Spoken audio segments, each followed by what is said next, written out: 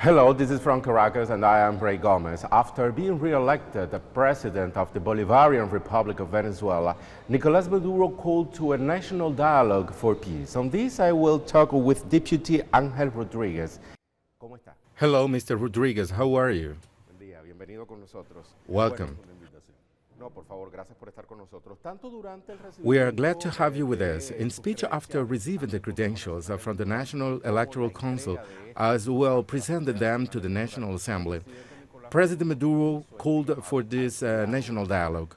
Why did he choose these two scenes from reiterate this intention of dialogue with different sectors of Venezuelan society, including the international community? Look, Ray, I think it is because of the significance of these two institutions. One is the President of Venezuelan electoral process, who has played an important role in revolution time because of her efficiency and transparency she has shown, and also because of the attacks against her. Our National Electoral Council is invulnerable thanks to its technology mechanisms. Its efficiency has given clear proof in several electoral processes. It is the institution, with their technology mechanisms and their organization, which let the opposition have the majority in the National Assembly as well as the Constituent Assembly.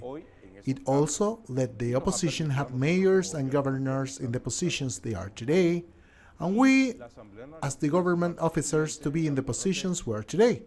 The National Assembly is which made legal the presidential elections constitutionally. It was the body that called for this process. It was the body that called for this process. It has been certainly attacked internationally, but I partly believe that the President's announcements in these institutions have to do with acknowledging them legally and legitimately in the Constitution and the political acknowledgement of these two bodies among Venezuelans.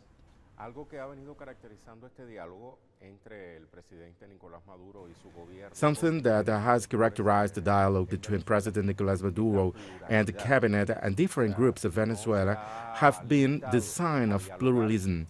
He has spoken not only with some sectors, but it is possible to talk with all of them. Yes, that's right.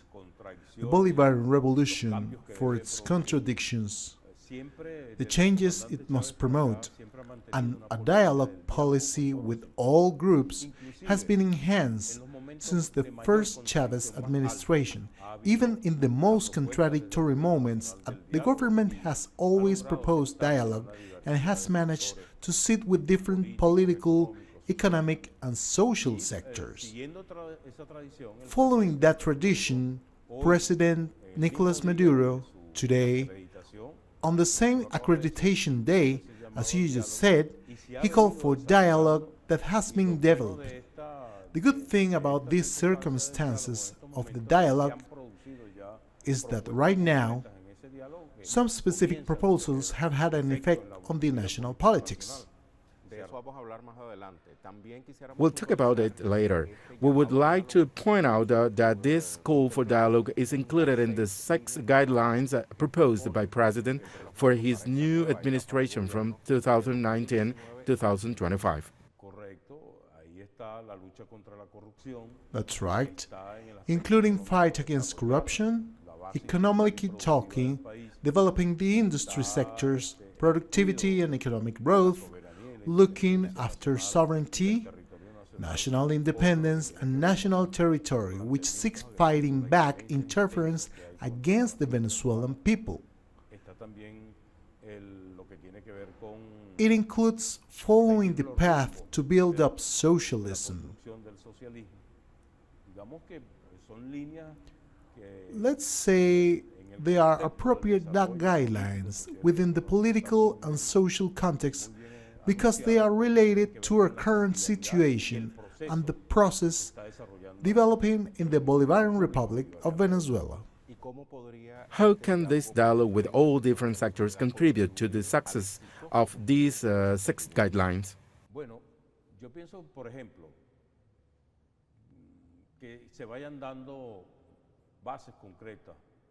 For example, it must lead to solid bases.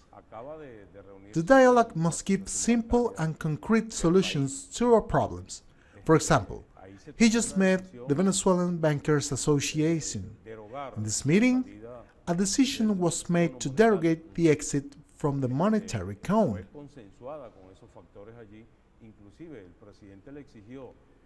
It was agreed with those factors.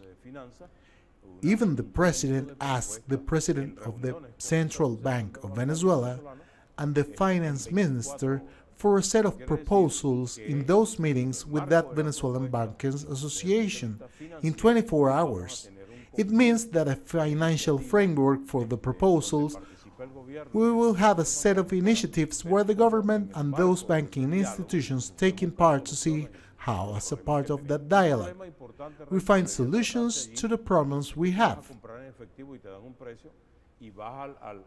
An important problem we should talk about is that when you go to pay shopping with debit card and pay in cash, you get a price, and in Venezuela, you go, when you pay with debit card, it is another price. This is a problem we must get rid of by talking to that sector that is responsible for that activity. Another important activity is that he met with the mainstream media. The communication minister, Jorge Rodriguez, announced the opening to the process to designate radio stations the radio spectrum as part of the radio spectrum. For example, that meeting with Bertucci. The presidential opposition ex-candidate Javier Bertucci.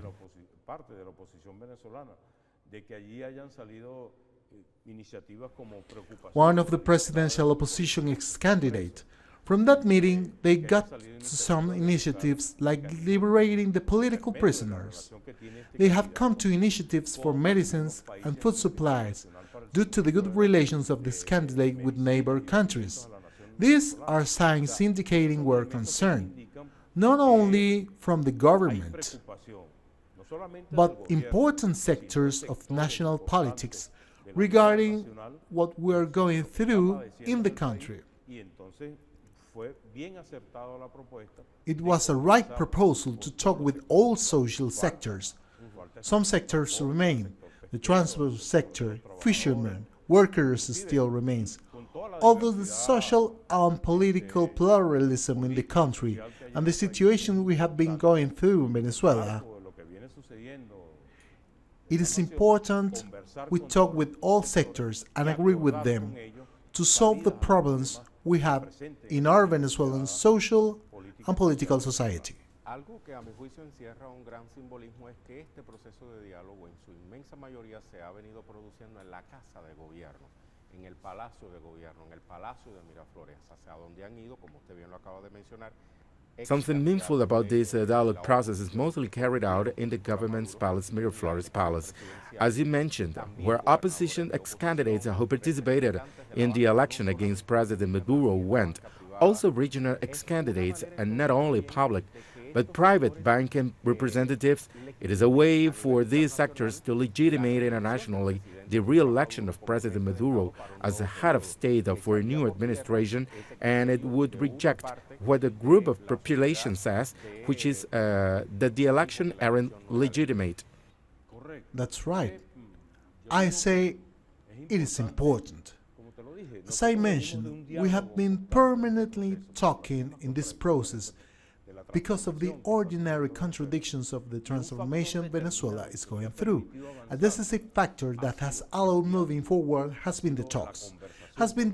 With the sectors, the agreements with the sectors, the fact that important bodies to the national politics, like those institutions you just mentioned, are present. Those are factors indicating that the president was elected by the Venezuelan people. And even they stated the elections didn't follow democratic mechanisms to be considered legal elections at national level. They were legitimate. They were certainly legal. An approval. An approval. The fact there's been current more than 200 international observers that gives us internationally legitimacy. They came from all over the world, from Asia, Africa, the US, Latin America, Russia, China, Iran, different countries. They were all present.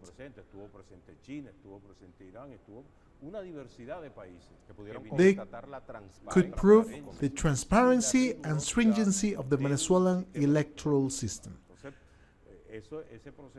This process, beyond legitimating President Nicolás Maduro, legitimate and ratify that in Venezuela the electoral processes are reliable, legal and stricter, and have more mechanisms to check up and supervision than any other electoral processes international in other countries. Auditing before, during, and after the electoral process. I think, Ray, there are 19 or 16 auditing as you just explained. Ahora bien, volviendo a los orígenes del diálogo, digamos lo que motivó al presidente Nicolás Maduro sentarse a dialogar. Coming back to the origins of the talk, what motivated Nicolás Maduro to sit and talk with different sectors of society once he won the election? We can't stop mentioning what represented for this country the opposition violence times known as guarimbas. 3 periods of times come to my mind: 2013, 2014, and first semester of 2017.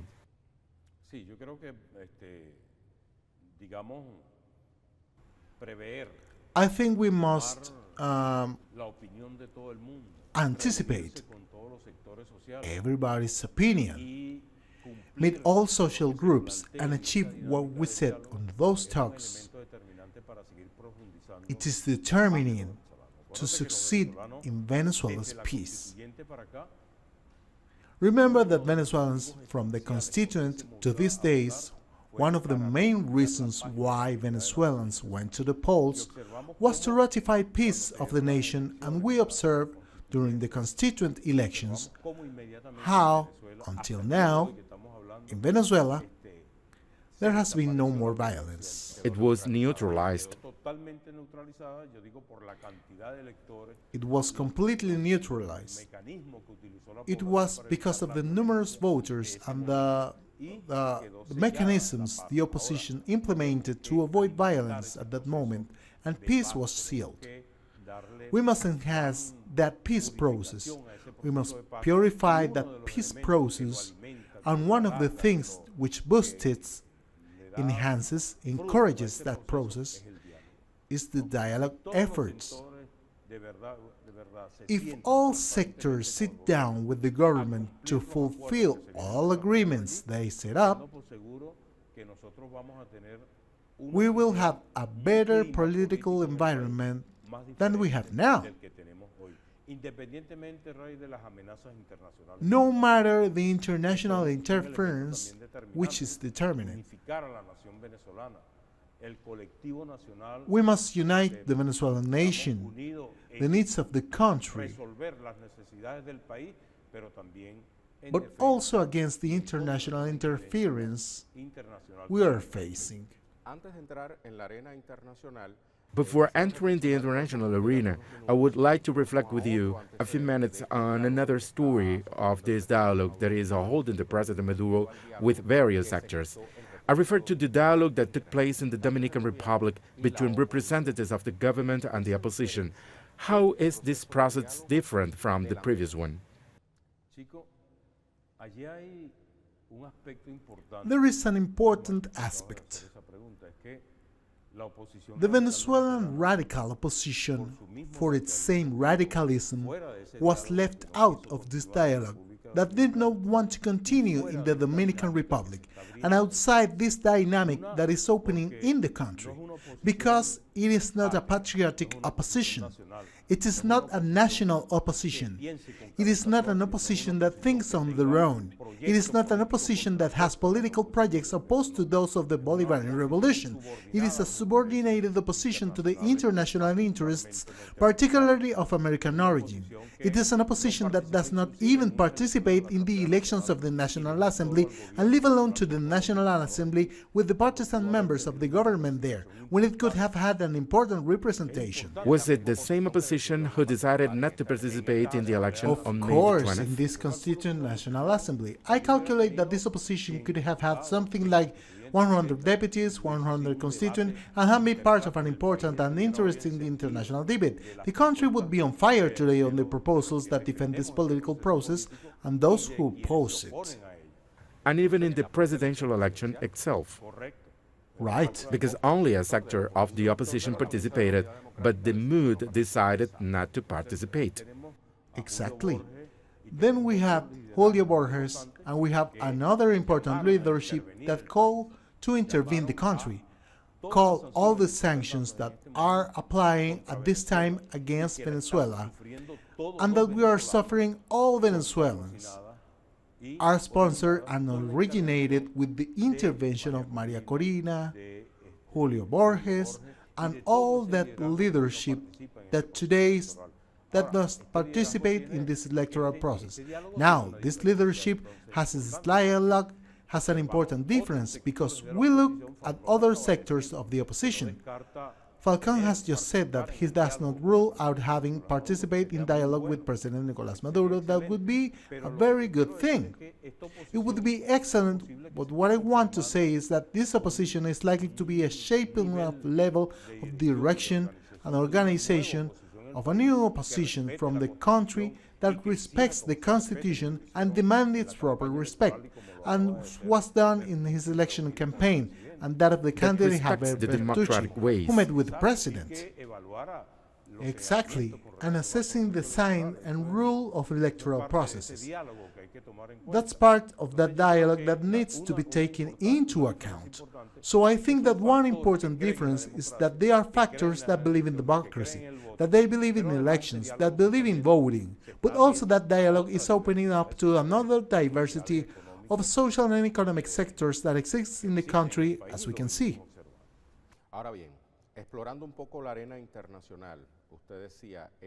Now, speaking a little about international politics, you said that this dialogue of President Maduro and his government with sectors of Venezuelan society goes beyond. We saw, for example, as a senator of the Republican Party of the United States met these days in the Palace of Miraflores with President Maduro. What message are they sending to the world, and particularly to the United States?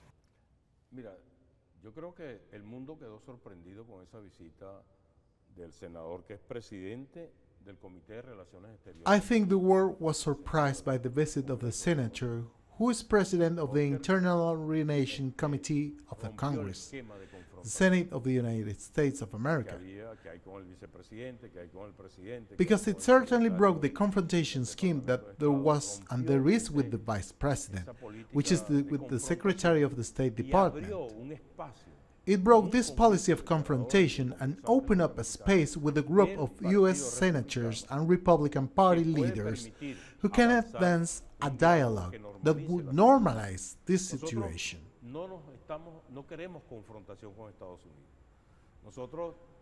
We do not want confrontation with the United States. We have had a long story, political and economic relationship with them. And what suits the two countries is to continue to deepen and continue respecting independence, respecting the sovereignty of each, and I think it's possible, by the same configuration of the government of Donald Trump, to take important steps in that direction, and with men so important and with decisive lives of the United States and of the life of the Republican Party. What will Europe think of an important channel open up with these important characters, with such decisive sectors in the Republican political sectors of the United States? What will the Latin American passes that are against the Venezuelan elections think? I think they should reflect. A determining factor is that Venezuelan elections were given. It was demonstrated that they were democratic and transparent elections. It was demonstrated that there was a real participation of the Venezuelan people in that process. It was demonstrated that there were opposition factors that believe in elections and vote and participated, and also account the factor of participation that was important as well. We evaluate the electoral records of several countries of Europe, United States, and several of Latin America. Very little arrive at 50% of electoral register, and very little arrive at a level of percentage as high as the President Nicolás Maduro got to. We're talking about the very low share figure in these countries, when the tradition is a high percentage in terms of Venezuelan elections. The Venezuelan settles the difference in vote. It is a culture which is due to Commander Chavez. You were referring to Latin American countries that are in some way a threat to Venezuela's peace. A case that has much mentioned these days is Colombia and its addition to NATO. Yes, for us, it is a very unfortunate case because it has nothing to do with the Latin American and Caribbean, that organization that handles nuclear weapons. Part of the agreement and treaties of the Community of Latin American and Caribbean States is that in Latin America and Caribbean soil are not accepted, and much less there are agreements to generate nuclear weapons. It seems to us that it breaks the peaceful tradition of the Latin American and Caribbean people. That actions that seeing the levels of confrontation that we have been seeing the actions and variables of many countries and the military threat by the United States and its president, we find this situation serious. For example, in the Latin American and Caribbean continent, there are 76 military bases, of which 7 are NATO's, and the remaining 69 are from the United States. Which countries do not have military bases in their territory? Bolivia, Ecuador, Brazil, and Venezuela. The other countries have. Only Puerto Rico has 12 military bases. Panama has 12 military bases. Peru has 8 military bases. Colombia has 9 army bases. And Mexico has 3 military bases. Of this percentage, more than 40% have these 4 countries of the continent under this vision of recolonization of the Latin American continent.